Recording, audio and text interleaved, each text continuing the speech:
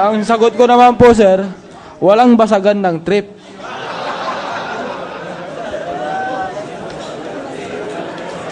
So nung sinabi mo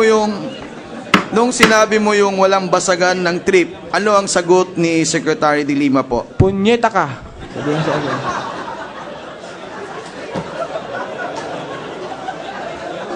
Order, order.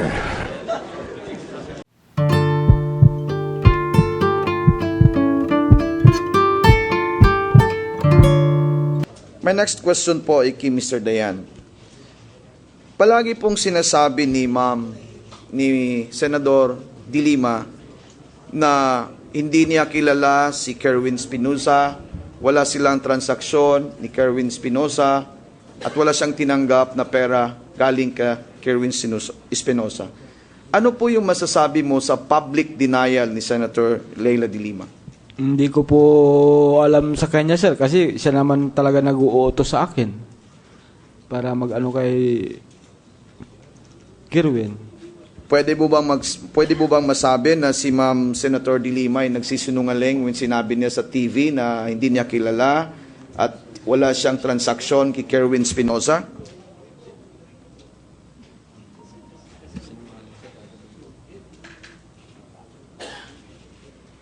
Ano yung tanong, sir?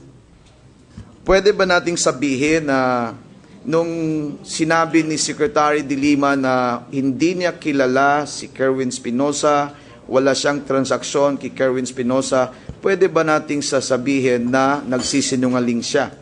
Yes, sir. Sinungaling siya kung ayaw niyang aminin. Sinabi nun sa TV reports na may bahay kayo sa Osby Tondo, Pangasinan, White House, yung kumbaga. Hindi White House po yun, sir. Ano yun? Orange. Orange. Saan galing? Kaninong bahay yon? Sa inyo po ba? Sa amin dalawa po. Saan galing yung pinapagawa nyo na pera para magawa yung, sabi mo, orange na bahay?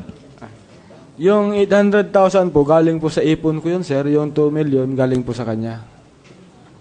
So yung 800,000 galing sa ipon mo, Opo. yung sobra, 2 million from... Madam De Lima. Dito naman kay Ragos, Director Ragos.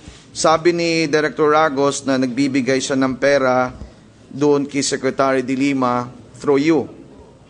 Dinideny mo yan, di ba? Opo, sir. Pero meron ka namang statement dito na 2 beses may ibinigay si Ragos kay Secretary De Lima. Meron po, pero hindi ko alam po kung ang laman ng mga binigay niya kay ma'am is pera.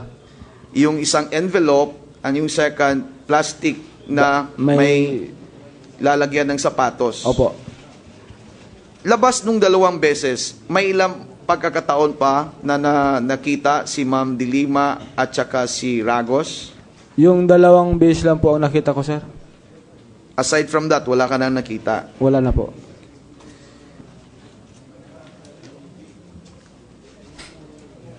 Ito po yung sabi ni testimony ni Kerwin Espinosa.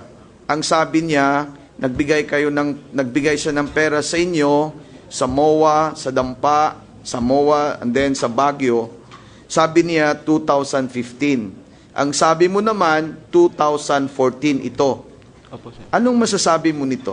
2014 po, sir, kasi sa 2015 hanggang February lang ako kay ma'am. Katapusan ng February. So, regardless sa time, regardless sa month, at saka sa buwan, at saka sa taon, ang totoo niyan ay may inabot na pera si Kerwin Espinosa para kay Secretary De Lima.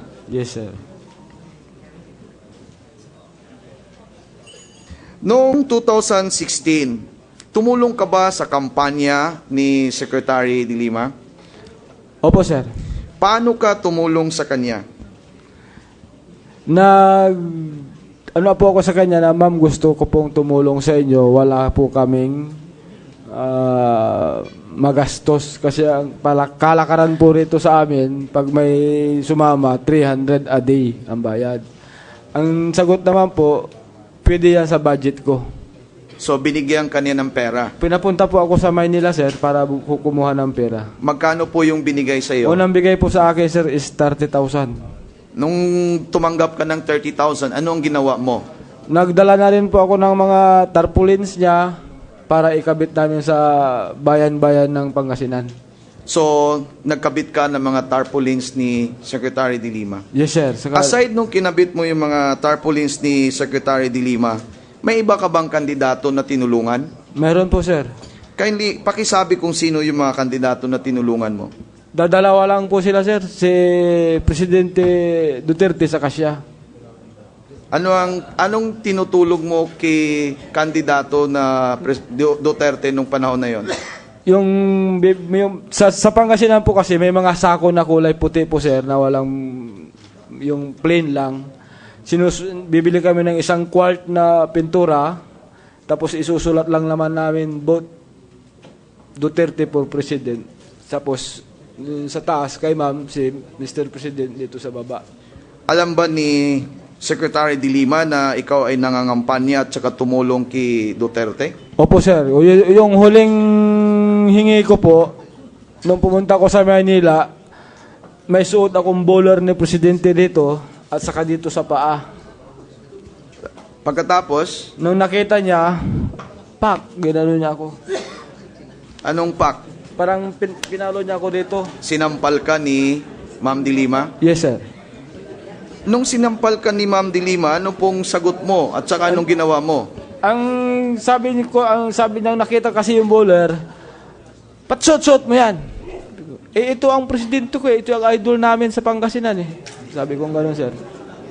Mag-a-idol ka rin lang, sira ulo pa. Sino sabi niyan? Si ma'am. Ang sagot ko naman po, sir, walang basagan ng trip.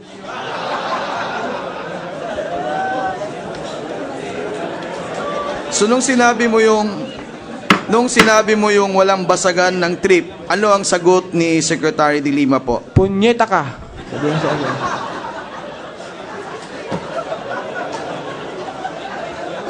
Order.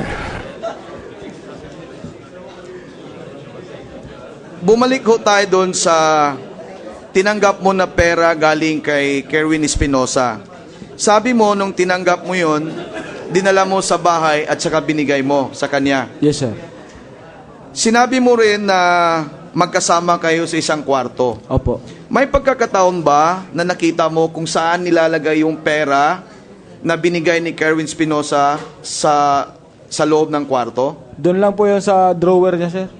Sa lalagyan po, malaki po kasi yung table ni ma'am na lalagyan ng mga paperworks niya. May drawer din po yun doon. So lahat na binigay ni Kerwin Espinosa sa iyo na pera, lahat yun binigay mo sa loob ng kwarto ni Secretary de Lima. Opo. At lahat na yon ay inilagay mo o inilagay niya sa table sa loob. Yung isang beses ko lang po nakita yung nilagay niya sa sir, sa loob ng drawer. Yun lang po, Mr. Chairman. Thank you.